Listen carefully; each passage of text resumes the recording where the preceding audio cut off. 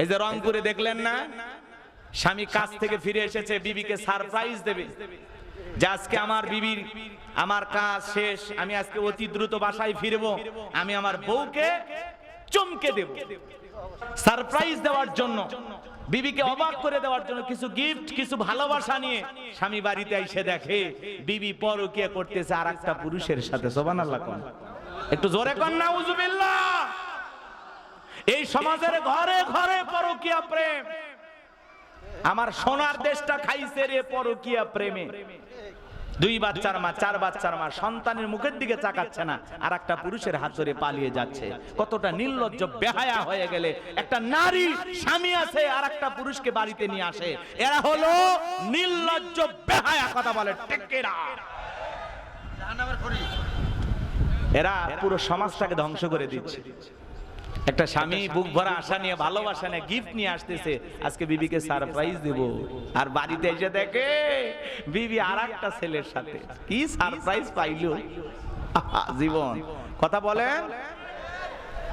আজকে মা বোনেরা পরকীয়ার অভিশাপে এতটাই ব্যস্ত, স্বামীর কথা মিষ্টি ভালো লাগে না, পরপুরুষের কথা শুনলে বলেন কি বলবেন, আমি তো আসলে কথা বলতে পারি না। কয় না ভাবি, আপনার কথা কি মিষ্টি, কি মধু।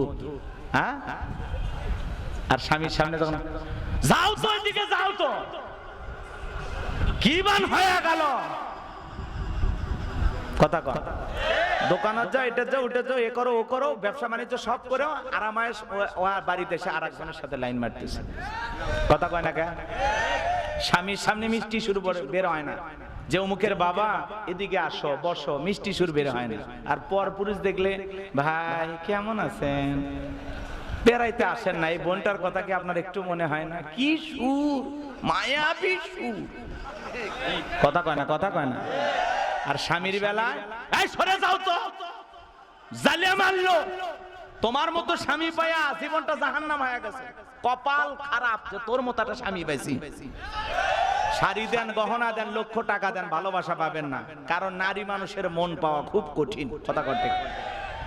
30 বছর আপনি টাকা দিয়েছেন, গিফট দিয়েছেন, ভালোবাসা দিয়েছেন, সব দিয়েছেন, স্ত্রী সব চাহিদা পূরণ করছেন, একটাই দেখালি বলেন যে এইবার ব্যবসা বাণিজ্য খারাপ, ময়নার মা এবার মনে হয় তোমার মার্কেট আর হবে না। কোন বছর শান্তি মতো মার্কেট করতে চেয়েছো? প্রত্যেকবার ঝগড়া করে মার্কেট করা লাগছে।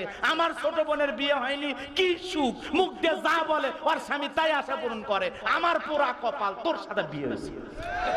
30 বছর দিতে পারছেন, আর 1 বছর না কইলে সব শেষ, কথা কয় ঠিক কিনা? এরা হলো নিমক হারাম, অকৃতজ্ঞ, কথা কয় না। বেশিরভাগ নারী জাহান্নামে যাবে এই নাশুকরিয়া আদায় করার কারণে, বেপরদায় চলার কারণে, স্বামীর আনুগত্য না করার কারণে, কথা বলে ঠিক কিনা? নারীরা জাহান্নামে যাবে। আর নারীদের জাহান্নামের সংখ্যা কম না বেশি? মা সাবধান, বোনেরা সাবধান, আল্লাহ আমার মা বোনদের হেদায়েত দান করেন। যুবকরা তোর পায়ে হাত অনুরোধ করে যায়, মোবাইলে পাগল পারা হয়ে যায় না? 20 বছরের যুবক মোবাইলে প্রেম ভালোবাসা করে পাগল হয়ে যায়, হ্যাঁ আছে না? বাড়িতে এসে বলে আব্বা উত্তরপাড়া লাকিকে আমি কথা দিয়েছি, রাজি দেখলে 1 সাবুন, না হলে 2 সাবুন। পিতা মাতা রাজি হয় না, পালিয়ে যায়, বিয়ে করে, গার্মেন্টসে চাকরি করে, 3 মাস পরে ভালোবাসা জানলাম ভেঙে পালিয়ে যায়। মনে রাখবেন যে এই সন্তানে গৌরব, মা বাবার মনে কষ্ট দিয়া অবাধ্য হয়ে পালিয়ে যায়, বিয়ে করে, এরা জীবনে কখনো সুখী হতে পারবে না। পিতা মাতার মনে কষ্ট দিয়া কোনো সন্তান কোনোদিন ভালো থাকতে পারে না, কথা কয় না, কথা কয় না। মা বাবার মনে কষ্ট দিয়ে বিয়ে করবা, জীবনে কোনোদিন শান্তি পাইবা না। তোমার সন্তানও তোমাকে কষ্ট দিয়ে বিয়ে করবে, কথা কয় না।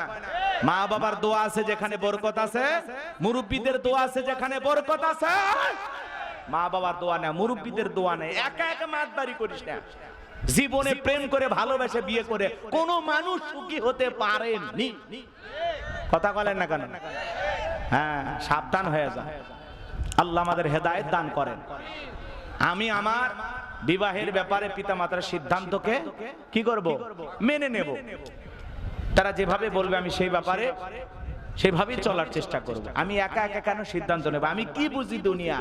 আর পিতামাতা সংসার করে একটা বাস্তব অভিজ্ঞতা আছে, 20-30 বছর সংসার করার অভিজ্ঞতা, আর তুমি 20 বছর বয়স হয়নি, হ্যাঁ, ঠিক মতো পশ্চিম পূব চিনে না, ও পাগল হয়ে গেছে বিয়ে করার জন্য। আল্লাহ যুবকদের হেদায়েত দান করেন। রাগ করতেছেন মনে হয় আপনারা। আমার ভাইরা, এই যুবকের দল এইবার ফিরাউনের সমস্ত সেনাবাহিনী, এমপি, মন্ত্রী পরিষদ বর্গের লোকেরা ডেকে বলে, এই ছেলেটা হলো মস্ত বড় জাদুকর, নবী দেখায় মজেজা, ওরা বলে জাদু। নবী দেখাইছে কি? মুজিজা। ভালো করে বোঝার চেষ্টা করবেন। এইবার ফিরাউন সমস্ত লোকজনদেরকে ডেকে বলে, বলো তোমরা এই ছেলের ব্যাপারে সিদ্ধান্ত কি নিবা? এইবার সমস্ত লোকজন ডেকে বলে, শোনেন, সিদ্ধান্ত আমরা নেব, কি করব? ইয়াতু বিকুল্লি সাহিরিন আলিম, শহর বন্ধ থেকে দক্ষ দক্ষ জাদুকরকে আমরা একত্রিত করব। আপাতত আজকে ছেলেকে ছেড়ে দাও, আর ভাইকেও ছেড়ে দাও। জাদুর খেলা, জাদু দিয়ে মোকাবেলা হবে। নির্দিষ্ট একটা দিনক্ষণ রেডি করা হলো। আল্লাহ নবী মুসা আলাইহিস সালাম আর ফিরাউনের সমস্ত জাদুকর একত্রিত করলো। শহর বন্দর থেকে বড় বড় জাদুকর গুলো একত্রিত হয়ে ফিরাউনের দরবারে ডেকে বলে, ক্বালা নাআম ওয়া ইন্নাকুম লামিনাল মুকাররাবিন, নেতা গো, আমরা যদি আপনার শত্রু মুসাকে পরাজিত করতে পারি, আমাদের বেনিফিটটা কি, লাভটা কি, পুরস্কারটা কি হবে? ফিরাউন তখন বলেছিল, ক্বালা নাআম ওয়া ইন্নাকুম লামিনাল মুকাররাবিন, তোমাদের পুরস্কার হলো আজ থেকে তোমরা হবে আমার নিকটতম ব্যক্তি, এই দরবার হবে তোমাদের বসবাসের জায়গা। আমার ভাইরা, এইবার জাদুকররা খুশি হয়ে গেল। নেতা যেহেতু বলেছে তোমরা আমার লোক, আর কিছু লাগে? নেতা যদি বলে এই সবাই আমার লোক, আর কিছু লাগে? ফিরাউন বলেছে তোমরা আমার কাছের মানুষ, এই দরবার হবে তোমাদের বসবাসের জায়গা। এইবার হাজার হাজার জনগণ রেডি হয়ে গেছে আমার ভাইরা জাদুর খেলা দেখার জন্য।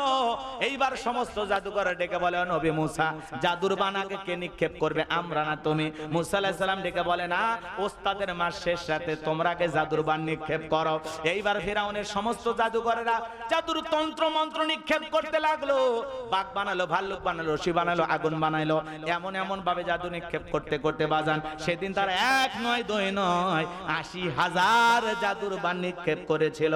ওরা জাদুর বান নিক্ষেপ করতে করতে ওদের চালান পাতি শেষ। এইবার ডেকে বলে, নবী মুসা, ও নবী মুসা, এইবার তুমি তোমার জাদুর বান নিক্ষেপ করো। আমার আল্লাহ রাব্বুল আলামিন বলেন, ওয়া আওহাইনা ইলা মুসা আন আলকি আসাকা ফাইযা হিয়া তালকাফু মা ইয়াফিকুন। আল্লাহ ওহির মাধ্যমে জানায়া দিলেন, ও নবী মুসা, তোমার ডান হাতের লাঠিটা শুধুমাত্র ছেড়ে দাও। পয়গম্বর লাঠি ছেড়ে দিলেন, হয়ে গেল বিশাল বড় সাপ। যেই সাপের ঠোঁটটা নিচুতে, উপরের ঠোঁটটা 80 ফিট উঁচুতে, এত বিশাল আকৃতির সাপ কোন মানুষ কোনদিন এত লম্বা এত বড় সাপ চোখে দেখে নাই। সমস্ত জাদুগুলো এক নিঃশ্বাসে খায়া ফিরাউনকে ডেকে বলে, ফিরাউন রে, আরো কি জাদু আছে?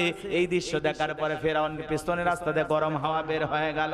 এই দৃশ্য দেখার পরে ফিরাউনের সামনে সমস্ত জাদুকররা বুঝতে পেরেছে নবী মুসা আলাইহিস সালাম যেটা দেখালো এটা জাদু না, এটা জাদুর দাদু। মারহাবা।